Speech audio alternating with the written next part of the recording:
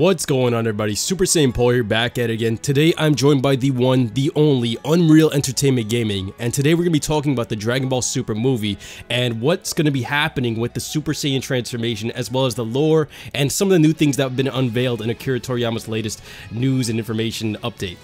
What's going on, Alex? What's going on, man? Pleasure to be here, and let's talk about this movie because there's so much to talk about. And again, guys, we're recording this before any of the trailers or any of the big information is dropped, so just bear with us. But this is going to be interesting because we have a multi-layered story, so there's a lot to talk about.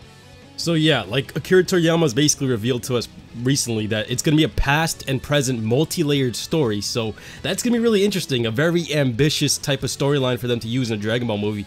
I don't think they've really done that to this type of extent that we're hearing about, where they're going to be talking about the origins of the Saiyans as well as the present post Tournament of Power type of presence. So like them bouncing around time here is going to be really interesting, because not only are they bouncing around time, this new movie is going to be centered around the Saiyans. So what I'm seeing here is like a renaissance of the Saiyans arc, where they're going to be bringing back Saiyans from the past, especially with this new guy in the trailer. If it is Yamoshi, are they going to be tapping into the legendary Super Saiyan power that has been canonized because of Kale in Dragon Ball Super, and showing us that, hey, Super Saiyan isn't really that powerful compared to the real thing? And what if Kale is still a watered down legendary Super Saiyan compared to where the bloodline was originally?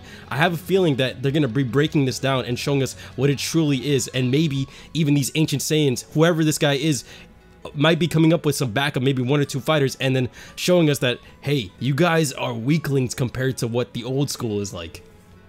Well, first things first, I want to say this individual is not Akumo. A lot of people are going to say that it's Akumo from Mastar Media's portrayal of the movie. That's actually fan-made, so that's not a definite, but what Paul is referencing here is the original form that Kale had in the Tournament of Power.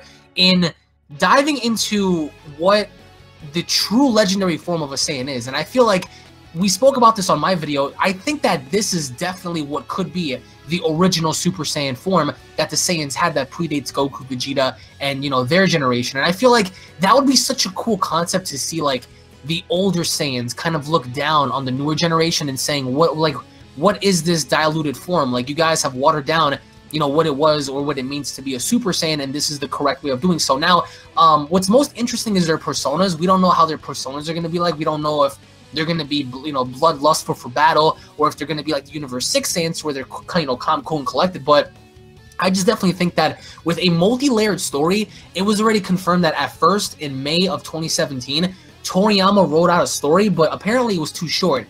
And then, when he came back and he rewrote it again, Toei said that it was too long. And according to the information from Herms, the movie totals up to about 2 hours, but Toei is cutting that down for a reasonable size. Of course, the movie is not going to be 2 hours, but there's kind of like 2 hours worth of content that they're going to shorten down. So that's a lot of, you know, information to take in, especially with what may happen with this upcoming Saiyan and potentially even his army. But I think that what the form Kale produced was in the Tournament of Power, that may be the form that may shine the most in this new movie, because the individual fighting Goku has green aura. The individual fighting Goku looks like Broly, but it's not, and we're only basing that based off of his demeanor with his eye and, you know, how intense he looks. I just think that whoever this individual is, I truly hope that they sum him up to be a villain and not someone who's going to be like Goku and saying, oh, fight me just because I want to get stronger. No,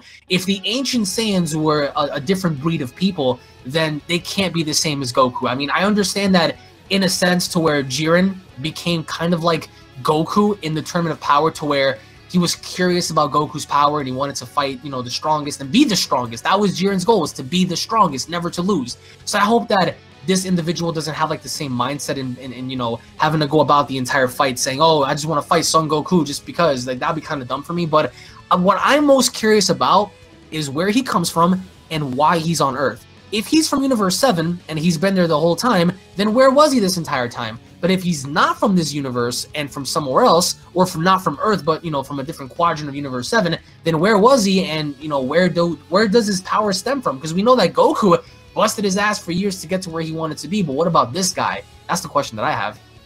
And something that I want to bring up is, like, if this is a Saiyan from the past, there's going to be a lot of ego taking place if he is the bad guy, because imagine if they're just that powerful, like, maybe because of this myth, this legend, or whatever. This is why Frieza feared the Saiyans in the first place. Maybe because of how powerful these guys were.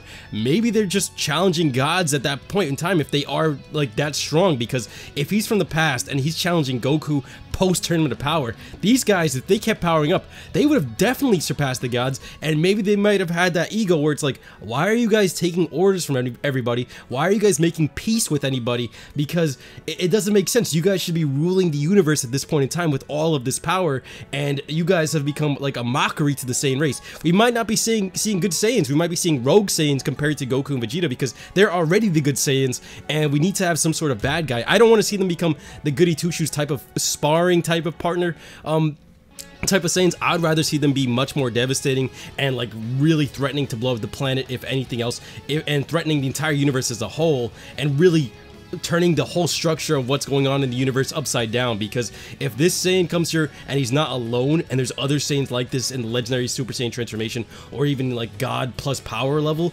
it's gonna really bring back the Saiyan arc in a new level. Like, it's like a level 2 compared to, like, back to when like in the beginning of Dragon Ball Z, where they first introduced the Saiyans. It's almost like they're doing that again, but this time everything's taken to a higher level of stakes.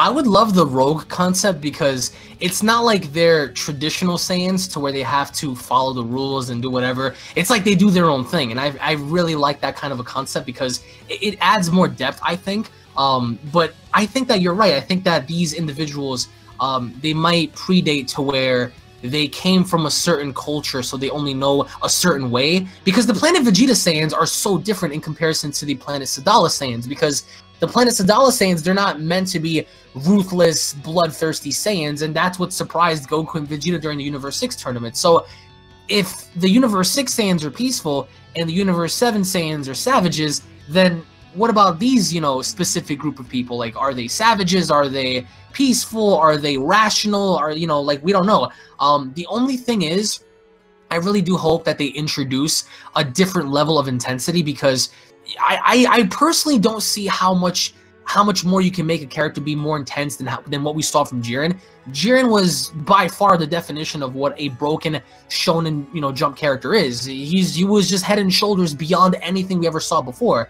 So I would really love to see what this individual can do in terms of intensity, but I don't think I wouldn't want him to be as broken as Jiren, because I feel like we should only get characters like Jiren once in a blue, because Jiren defied so many different things. He defined, you know, the aspect of dimensions. You know, he was arguably 4D in terms of, you know, feats. So I think that whoever this individual is, I would love to see what he can do against a blue Goku, because that's, of course, the default for Super, and this is taking place after Super. But I think that what I'm most curious about to see is if he's going to be alone, because if he's going to be alone, I'm sorry, it's just going to be like, okay, well, you're just going to fight Goku. What about Vegeta? What about Gohan? What about everyone else? You know, I don't see Beerus getting involved or anybody like that. I just see this, you know, taking place with the Saiyans. But for me, I really want to see someone like Vegeta get his due diligence and, you know, seeing what he can do on the big screen as opposed to just Goku. So